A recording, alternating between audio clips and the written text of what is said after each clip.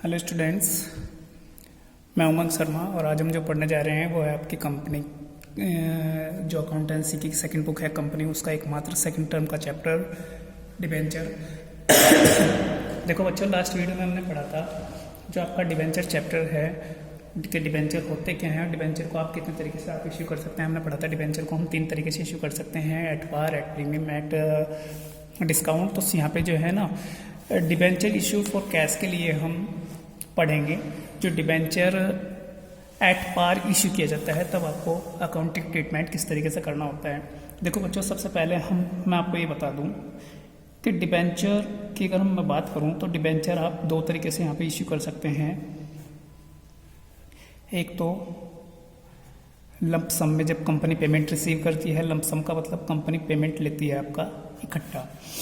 दूसरा, जब company payment आपको इंस्टॉलमेंट में आपसे लेती है, यानी कि किस्तों में आपसे लेती है, और उन किस्तों का नाम भी वही बिल्कुल शेयर किस तरीके से है।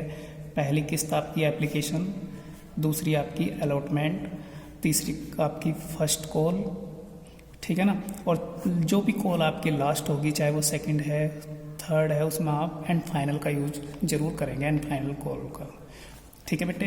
कंपनी जब आपसे एप्लीकेशन आपके पास पहुंचाएगी, जो डिबेंचर होल्डर्स होंगे कंपनी के पास जब एप्लीकेशन पहुंचाते हैं तो एप्लीकेशन के साथ एप्लीकेशन मनी भी सेंड करते हैं। तो कंपनी अपने यहाँ एंट्री करती है bank account debit to debenture application account for application money received, ठीक है ना। जो अमाउंट होगी वो पैसा आप यहाँ पे डाल देंगे। उसी के बाद हम करेंगे क्या, कंपनी का जो वो एप्लीकेशन थी उसे उनके डिबेंचर अकाउंट में ट्रांसफ़र कर देंगे। उसके लिए हम एंट्री बनाएंगे debenture application account debit to X% debentures account. ये परसेंटेज जहाँ पे आप कैपिटल लगाओगे, कैपिटल लगाते थे शेयर में, वहाँ पे लगाना ज़रूरी है। ये शो करता है कि कंपनी किस रेट से अपने डिबेंचर्स को इश्यू करती है। उसके बाद अगली कॉल जब अलॉटमेंट आएगी तो अलॉटमेंट ड्यू करने की जब आप एंट्री बनाएंगे तो एंट्री बनाएंगे डिबेंचर अलॉटमेंट अकाउंट डेबिट।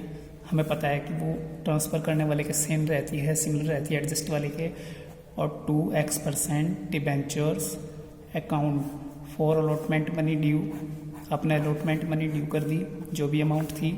हम करेंगे क्या, कंपनी से उसका पैसा रिसीव करेंगे, यानी कि कंपनी उसका पैसा रिसीव करेगी, यानी कि bank account debit to debenture allotment account. और जो पैसा था कंपनी ने एज इट रिसीव कर लिया। इसे हम एक एग्जांपल के थ्रू समझेंगे। देखो बच्चों, इसके लिए मैं आपको एक एग्जांपल समझाता हूँ। जो टॉपिक हम पढ़ रहे हैं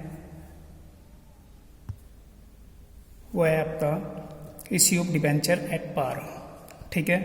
देखो बेटे, एक्स लिमिटेड कंपनी ने क्या किया कि 10,000 डिबेंचर इश्यू किया। 8% डिबेंचर थे, 100 रुपये का एक डिबेंचर था, ठीक है ना। उसमें आपकी एप्लीकेशन 20 रुपये, अलॉटमेंट 30 रुपये और balance first and final call पर कंपनी ने जो पैसा मांगा वो डेली आपको रिसीव हो गया, ठीक है ना। आपको करना क्या है, इसके लिए जर्नल एंट्रीज तैयार करनी है। सबसे पहले हम करेंगे क्या, इसे हम एग्जाम्पल नंबर 1 मान लेंगे, ठीक है। कंपनी ने यहाँ पे 10,000 डिबेंचर्स इश्यू किए, ठीक है ना। और ये डिबेंचर की जो रेट थी वो 8% की रेट थी, ठीक है ना।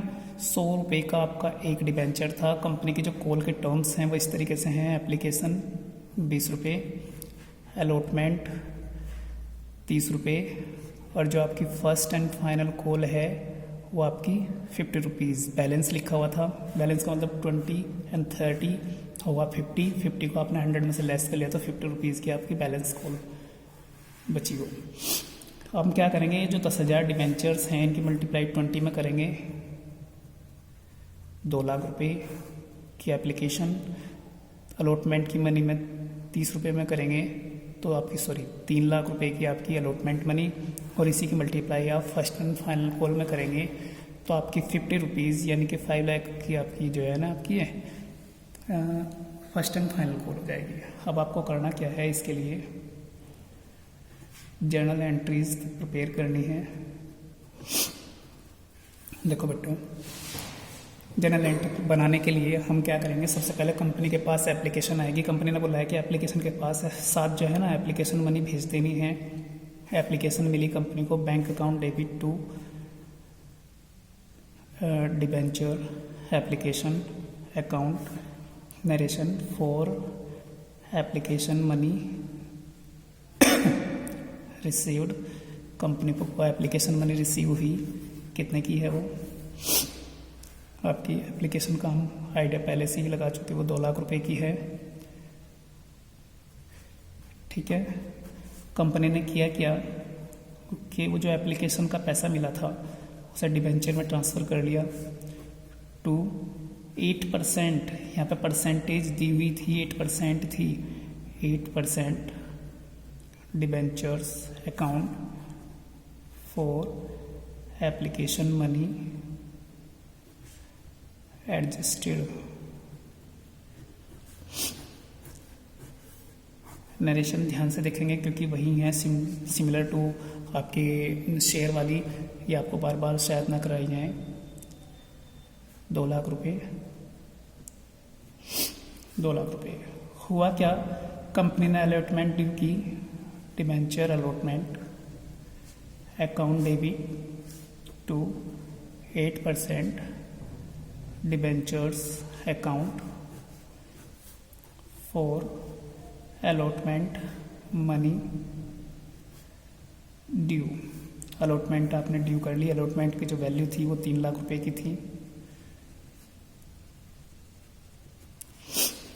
कंपनी ने ये ड्यू की, पब्लिक ने क्या किया, इसका पैसा दे दिया।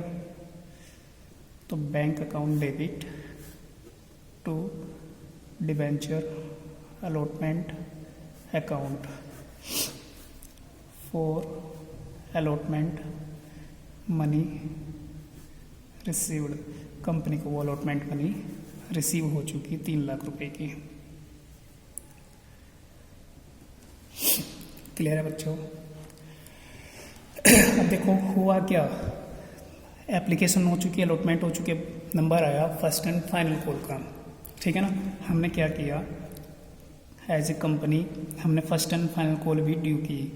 Debenture first and final